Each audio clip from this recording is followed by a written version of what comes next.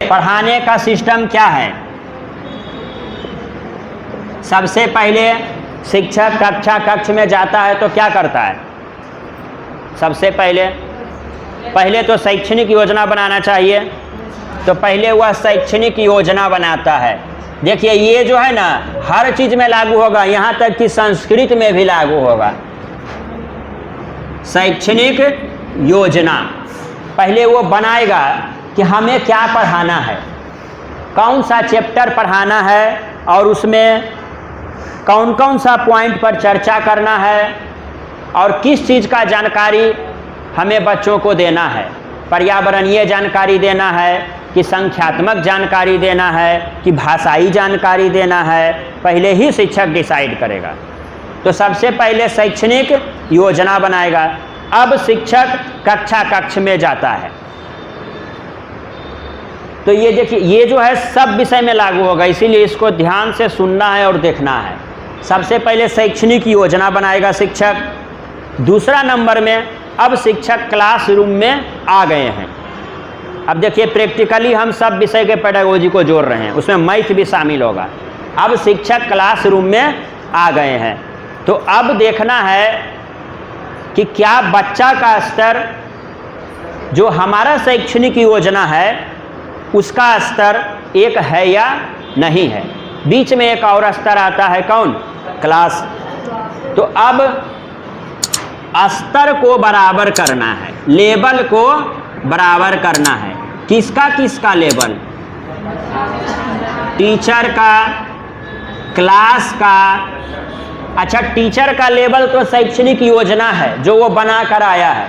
जो जितना अच्छा टीचर रहेगा उसका लेसन प्लान उतना अच्छा रहेगा, उसका अपना नोट्स उतना अच्छा रहेगा। आप देखिएगा अच्छा कोचिंग है तो उसका अच्छा नोट्स है। अब हम भी नोट्स दिए हैं तो मिला जुला कर ठीक ही है, नहीं ठीक है? ठीक है। तो टीचर का जो लेवल होगा वो क्या होगा? उसका शैक्षणिक योजना। अब ये सब देखिए गूगल में नहीं मिलेगा, ये पर्सनल है कनेक्ट करने का। मेरा पढ़ाने का स्टाइल है कि हम पढ़ाएंगे CDP लेकिन होगा सब विषय। तो टीचर का शैक्षणिक योजना, यदि मैथ के टीचर हैं तो बताइए वो कौन सा शैक्षणिक योजना बनाएंगे? मैथ का। यदि पर्यावरण के टीचर हैं तो किसका बनाएंगे? पर्यावरण का। यदि सजीव निर्जीव पढ़ाना है तो किसका शैक्षणिक योजना बनेगा? सजीव निर्जीव का। उसी में वो तय करेंगे कि हम बच्चा को कहेंगे बाहर से कि जितना भी वस्तु मिलता है सबको लेकर आओ या नाम लिख कर आओ। तो टीचर का लेवल शैक्षणिक योजना। और क्लास का लेवल क्या? तो क्लास के लिए तो NCF जिंदाबाद है, NCERT किताब है, बुक है। तो क्लास का लेवल के लिए आपको टेंशन नहीं लेना है, वो रहेगा। आप बिहार में रहिए या झारखंड में रहिए या उड़ीसा में, NCERT का क्लास 6 का किताब जो झारखंड में है वही बिहार में भी अवेलेबल है। तो क्लास का लेवल स्थिर रहता है, वो चेंज नहीं होता है। तो क्लास का मेरा लेवल क्या हो गया? बुक। और टीचर का लेवल क्या हो गया? शैक्षणिक योजना। अब आइए एक और लेवल। तो पहले पढ़ाएगा कौन? टीचर। क्या पढ़ाएगा? किताब। तो किताब का स्तर और शिक्षक का स्तर किसको पढ़ाएगा? बालक को पढ़ाएगा। तो अब हमें छात्र पर भी तो ध्यान देना है। तो 3 लेवल का होना जरूरी है, तीनों लेवल का बराबर होना जरूरी है, आस पास होना जरूरी है। बराबर का मतलब एकदम एक्यूरेट नहीं, आस पास हो, 19-20 हो, 10 और 20 नहीं हो। बहुत अच्छे टीचर हैं, 25 मान लिया जाए, और किताब 20 है और स्टूडेंट का लेवल 10 है, तो टीचर का सारा यहाँ पर क्या हो जाएगा? बेकार हो जाएगा। तो अच्छे टीचर हैं, इंग्लिश बहुत अच्छा बोलते हैं, धड़ल्ले से इंग्लिश बोल के चले जाते हैं, अब बच्चा चुपचाप सुन के चला जाता है। तो क्या बच्चा अंग्रेजी सीखा? तो हो गया कि टीचर का लेवल 25, क्लास का लेवल 20, अब बच्चा का लेवल 10। वो डेली आए डेली जाए, बच्चा भी डेली सुन के चल जाता है, कभी भी उसको इंग्लिश समझ में नहीं आता है। तो ये तीनों का लेवल इक्वल होना चाहिए, आसपास होना चाहिए।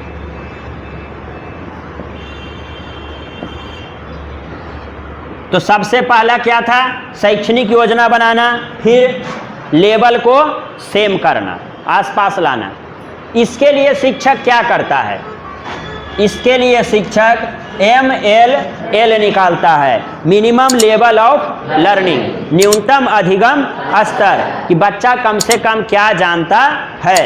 इसके लिए वह सभी छात्रों से प्रश्न पूछता है, आकलन करता है, तब उसे क्लास का लेवल पता चलता है। यदि स्टूडेंट का लेवल क्लास के लेवल से बहुत कम है तो इसका मतलब है कि बच्चा उस विषय में बीमार है, बच्चा उस विषय में कमज़ोर है, तब उसे उपचार की ज़रूरत होती है। तो यहाँ दो केस है। पहला कि स्टूडेंट का लेवल आसपास हो किताब के लेवल से, और दूसरा अलग हो, तब क्या करेगा? तब जो है शिक्षक उसका उपचार करेगा। क्या करेगा? उपचार, जिसे कहते हैं उपचारात्मक शिक्षण। यानी जितना कमी है लेवल में उसको वह विशेष टाइम में, देखिए जो उपचारात्मक उपचार किया जाता है स्पेशल कंडीशन में। हम डॉक्टर के पास यूँ ही जाते हैं, डेली जाते हैं, जनरल वे में जाते हैं? नहीं, विशेष समय में जाते हैं, तो विशेष आ जाएगा। तो इसमें विशेष बच्चा, विशेष समय और विशेष योजना। तो शिक्षक विशेष बच्चा को विशेष समय देते हैं और विशेष शैक्षणिक योजना बनाते हैं। इससे क्या होता है? तो जब उपचार किए तो इसका परिणाम होगा, रिजल्ट होगा। क्या रिजल्ट होगा? तो जो छात्र का स्तर और किताब का स्तर में अंतर था उसको पाटने का काम करता है। यानी अब बुक का लेवल और स्टूडेंट का लेवल आपस में क्या हो गया? बराबर हो गया। अब लेवल बराबर हो गया, यानी अब क्लास रेडी है, अब पढ़ाया जा सकता है। अब शिक्षक तीसरा कंडीशन में क्या करते हैं कि पढ़ाना शुरू करते हैं। पढ़ाएंगे तो क्या होगा? बच्चा समझेगा।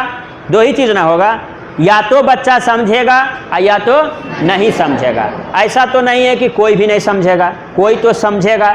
तो कुछ बच्चा शिक्षक की बातों को स्पष्ट रूप से समझते हैं। अब देखिए क्लास रेडी है, तो पहला कंडीशन क्या था? शैक्षणिक योजना बनाना, और दूसरा क्या था? लेवल आसपास करना। अब क्लास रेडी है, अब शिक्षक किताब वाला तथ्य को शिक्षक स्पष्ट तरीके से बच्चों को समझाते हैं। अब समझाते हैं तो कुछ बच्चे को बातें समझ में आती है और कुछ बच्चे को बातें समझ में नहीं आती है। अब जिस बच्चे को बात समझ में आ गई उसको एक किनारे अभी कर देते हैं, ठीक है। अब जिसको समझ में नहीं आया उसको दूसरा तरफ रख देते हैं। अब जिस बच्चे को बातें समझ में आई, अब वहाँ पर भी दो कंडीशन होगा। अब उस बच्चे को कुछ बातें समझ में आई होगी और कुछ बातें समझ में नहीं आई होगी। मान लिया जाए टीचर 20 लाइन पढ़ाए, 20 सेंटेंस पढ़ाए, तो दो कंडीशन है। यदि क्लास में 30 स्टूडेंट है तो 10 स्टूडेंट को 30 लाइन समझ में आया और 20 स्टूडेंट को कुछ भी समझ में नहीं आया। प्रायः ऐसा ही क्लास में होता है। अब ये 10 बच्चा का अलग स्टोरी है। अब इसमें भी दो तरह का बात होगा। अब उस 10 बच्चा को जो 30 लाइन सर पढ़ाए, हो सकता है उसमें 20 लाइन बहुत अच्छा से समझ में आ जाए और 10 लाइन अच्छा से समझ में नहीं आए। तो अगला बार जब वह 10 लाइन सर पूछेंगे तो बच्चा क्या करेगा? गलती करेगा, जिसे हम त्रुटि कहते हैं। क्या कहते हैं? त्रुटि।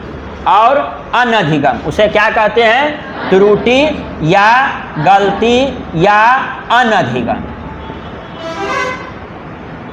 तो जैसे ही 30 वाक्य जब बच्चा समझा तो इसका मतलब है कि अधिगम हुआ। और 10-20 लाइन बहुत अच्छा समझा और 10 लाइन एकदम नहीं समझा, 10 लाइन कम समझा। तो जिसमें कम समझता है उसमें गलती करता है, तो त्रुटि हो रहा है तो गलती भी हो रहा है, अनधिगम हो रहा है। कैसे? तो वो अच्छा से नहीं समझा था। तो अनधिगम होना इसका मतलब है कि अधिगम हुआ है, और जब अधिगम हुआ तो इसका मतलब है कि कुछ ना कुछ तो अनधिगम जरूर हुआ। इसीलिए त्रुटि, गलती, अनधिगम भी अधिगम का एक हिस्सा है। एक्यूरेट एकदम सेम टू सेम आता है सीटेट में, तो इस बात को ध्यान रखना है। इसे शिक्षक को क्या करना चाहिए? स्वीकार करना चाहिए, एक्सेप्ट करना चाहिए कि ठीक है गलती हो गया, तो अगला बार हम इसी गलती से सीखेंगे और ऐसा सिखाएंगे कि अगला बार बच्चा गलती नहीं करे। क्या बच्चा को दंड देगा? नहीं। तो इसको सकारात्मक रूप में लेना है, सुधारात्मक में लेना है, दंडात्मक में नहीं लेना है। अब आइए 30-20 वैसा बच्चा जो नहीं समझा, ठीक है।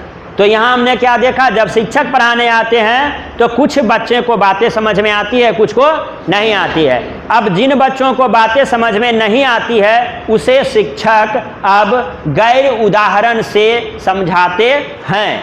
गैर उदाहरण का मतलब क्या हुआ? किताब से तो समझाए तो समझा नहीं, अब हमको गैर उदाहरण लेना पड़ेगा।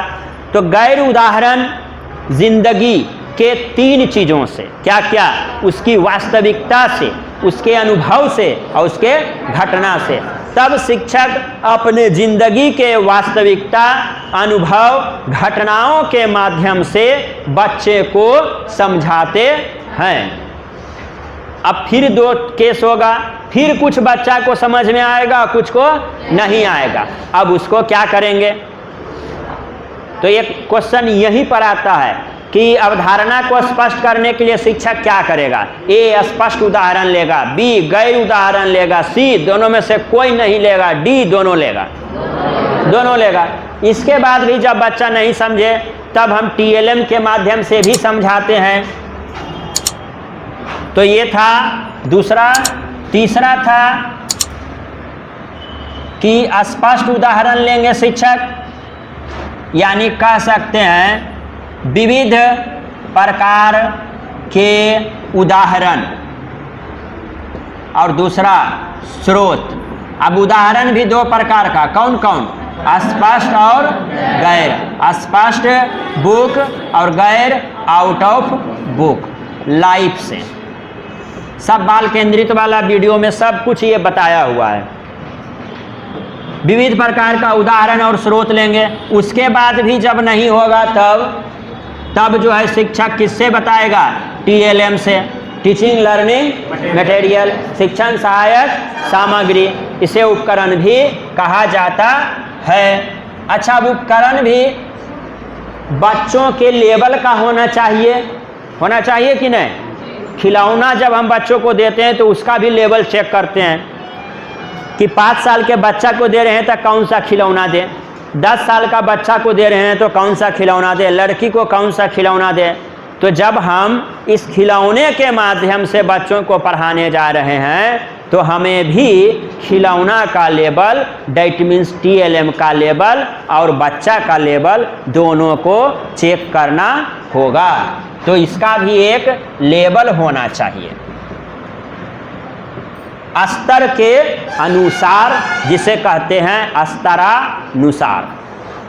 इस बात पर ध्यान देना है।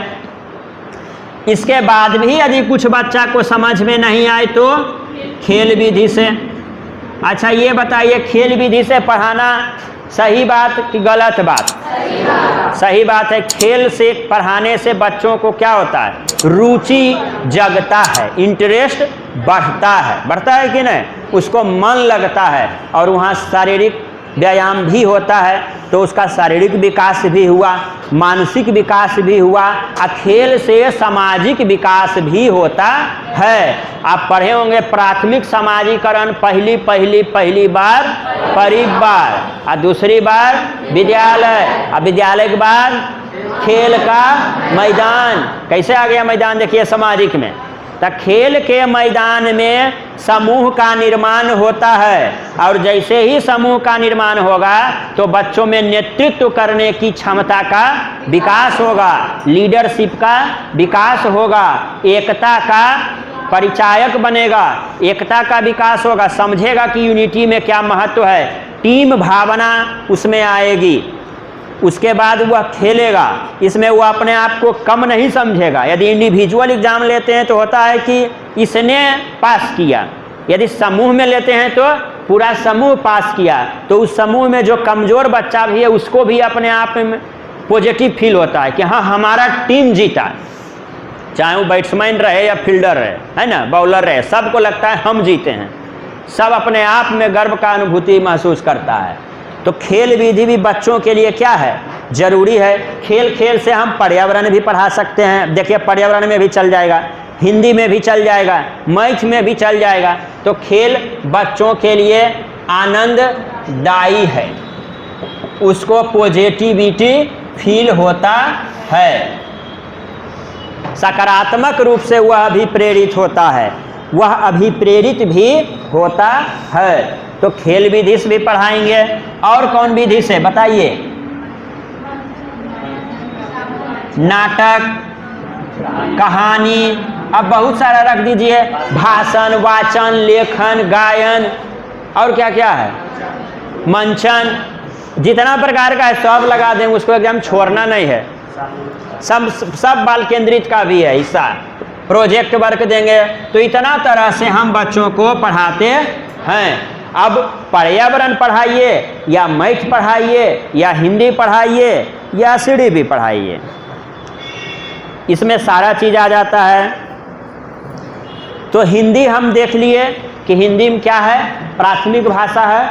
अर्जन अधिगम का भी वीडियो बना हुआ है, उसको भी देख सकते हैं, पिछला क्लास वाला नोट्स भी दे सकते हैं। कैसे आकलन करेंगे, तो बच्चों को फ्रीडम देकर। अब देखिए ये लग रहा है आपको 2 पॉइंट है, लेकिन जब आप प्रश्न पढ़ेंगे ना, इससे संबंधित प्रश्न जब मिलेगा तो यही 2 पॉइंट निचोड़ होगा उसका, और जब प्रश्न आएगा तब पता चलेगा। शुभोपली पर ध्यान देना है। भाषा कौशल 4 है, अब भाषा उत्पादन वाला कौशल 2 है। सुनना, बोलना, पढ़ना, लिखना, इसका क्रम भी कभी कभी पूछता है।